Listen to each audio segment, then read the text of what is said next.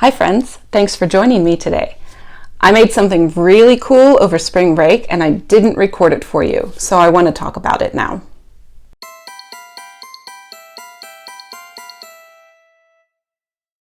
I was at a birthday party for a friend in February and he showed me a gift that he was given by a mutual friend that was really cool. It was this scepter that had a globe in it where you could put dice. It was very neat. I've got a picture of it over here somewhere. And I wanted one. Instantly I wanted one. Well, the friend found it at some kind of local craft fair or something like that, so I have no idea who the artist is. I don't even know where in the world this craft fair was. I took a bunch of pictures of it so that I could try to recreate it. Now before I attempted to recreate it, the first thing I did was try to find the artist. So with no information at all other than this is what I think something like this would be called. I call it a dice wand, but I'm not sure if that's what the artist calls it. I searched the internet trying to find something similar, or maybe I would run across the artist who actually made the thing. I came up with nothing. There are some people on Etsy who have 3D printed something similar. This thing was all wood. And it's really pretty, and it was probably made by somebody who has a little bit better woodworking skills than I have. In any event, I could not find it. I would have bought it from the artist if I had found it. Since I could not find it, we set out to make our own. So, bearing in mind that this person has more woodworking skills than I had, I kind of had to buy a bunch of pieces and hope they fit together. So I took a lot of pictures of the thing and really looked at it. You can tell the base is like a candlestick holder, like a wooden candlestick holder. And then it's got this cool kind of shaped thing on top. More skill than I possess to do. So I thought I could buy the globe. So here's the first globe that I think this is 4 inches, and it unscrews. The thing about this particular wand that I really liked is that you could unscrew it and change out the dice, which is important. This globe also has, let me see if I can show you, it has a plug in here. So when things are inside it, they're sitting at this level and not here in the cap. This is important. So I bought these globes. Then I thought, well, there's a really cool kind of base to it. Oh, wooden candlestick holder, very important. It just kind of sits like this, and then there's a hole in here for like a staff, right? And what else did I get? I got these wooden discs. So candlestick holder, disc, and then the globe can sit on top like that. Okay, that's really neat, but I wanted something to cover this plastic base. So I got these wooden rings. These wooden rings don't fit. Here's my globe, my base. Despite my best efforts to measure this correctly, this is just too small. I tried to draw around the edges. I thought maybe I could sand it down. It's too much to sand down. I have some whittling tools. I tried to cut. You can kind of see where I tried to cut into it to maybe whittle away this so that it would fit in here. That didn't work either. I do own a Dremel, but I could not find it anywhere. It has vanished completely. So the wooden rings that I had picked up were not going to work. So then I thought, what if I get a smaller globe? Well, the next smallest size is this, and it's significantly smaller. It's really tiny. I didn't really want this small, but it fits in my ring too well.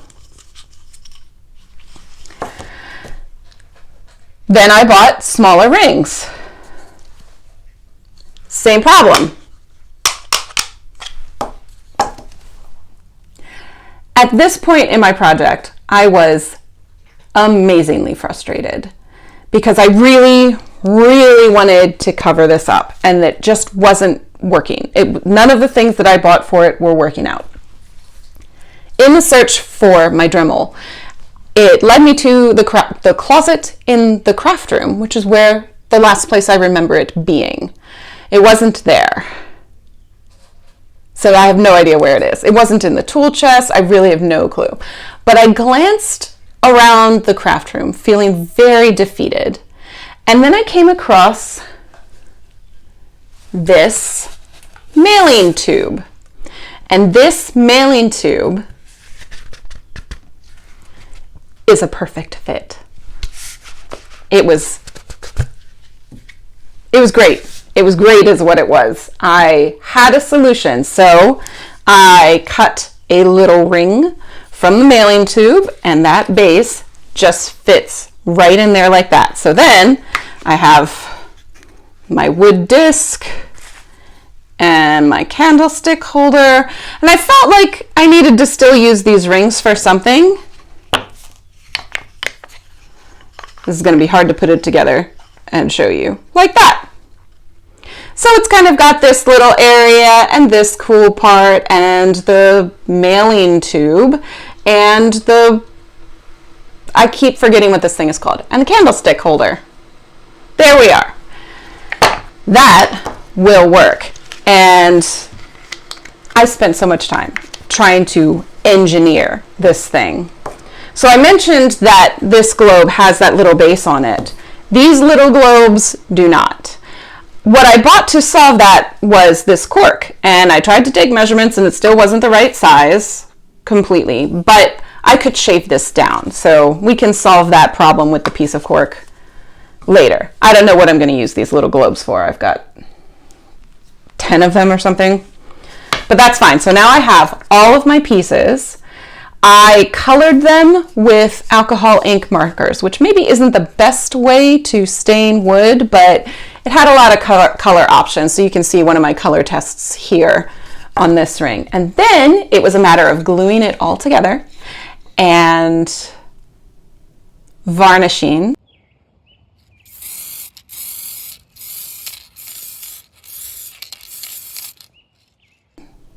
Which has already happened with this piece.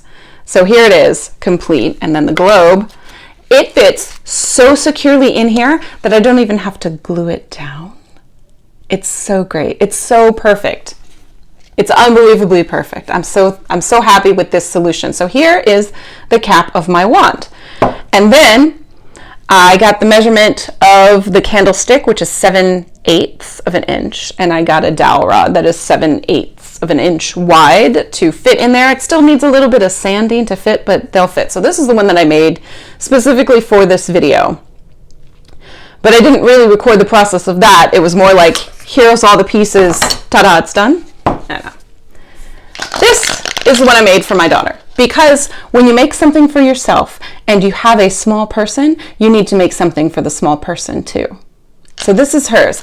I used metallic chrome markers for these designs. Now you see there's a really pretty band here. This is just some cool trim, some cool fabric trim that I had, and you can carefully pull out the entire thing and remove the fabric trim and just have this. So I also did some designs on this. So I haven't done anything on this one yet, but I will. Now I've got 3 of these, including the one that I made for my daughter. I'm trying to fit this back on there. She really likes the trim. I made trim for mine too, but I kind of like the cool symbols that I painted on it. And then there's one other thing. So you see how snugly that fit in there? Maybe you didn't. It's in there, and I can unscrew this without having to hold the base. The cardboard tube, the mailing tube, holds it snugly enough. The other thing that's cool about my design is it lights up. I was able to put a string of that's really bright on the camera, a string of fairy lights inside so that we can turn the lights on or off as we need. Now, she likes to take it off of the staff, like the walking stick, and just like sit it on the table, which is really cool. Mine is back here. So I've got a nice long stick with a good walking foot on it. I found some cool trim. It's pretty tall, and I think I want to make a shorter one. So for this, I bought, I think it's like a foot less. Now the original one is just like a staff. It's just like a wand. That's why I call them dice wands. But I like being able to do this as a walking stick. Except that if a child comes by and wants to see me roll my dice, it's too tall for them. What I think I want to try to figure out is a way to maybe come down here and cut this and have it coupled together somehow so that I could take off the top part and say, look, here it is. So I also bought some dice. This is a 12-sided dice that I carved some divination symbols into. That was really fun. And so this cardboard tube is enough to hold the globe in place without having to glue it. The dowel is also the perfect diameter to hold on to the candlestick, and it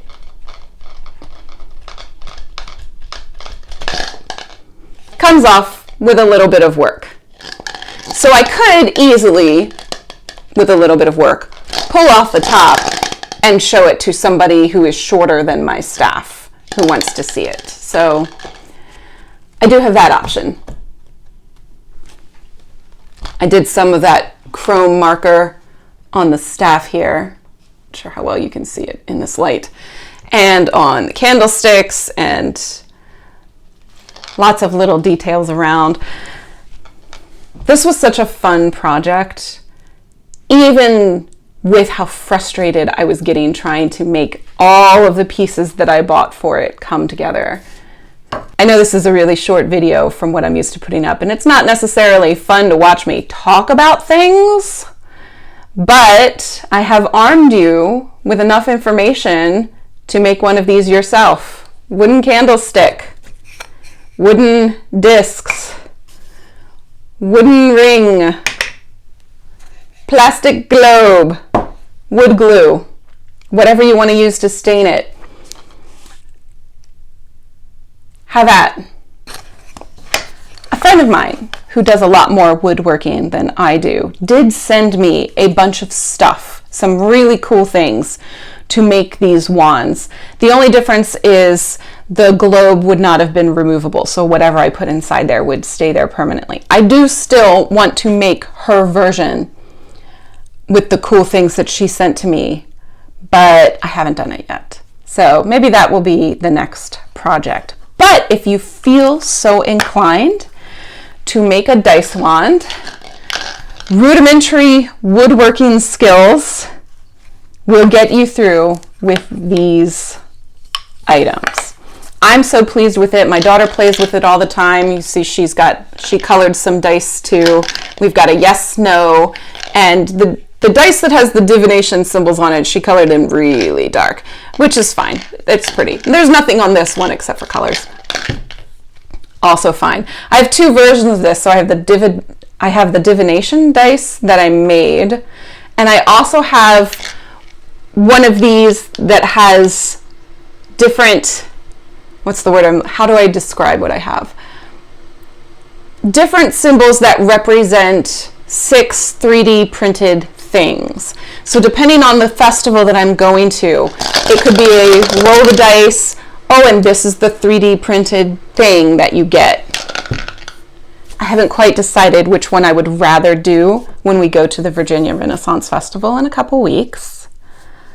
But this staff is definitely coming with me. I worked really hard on it, and I need to show it off. It was kind of rough.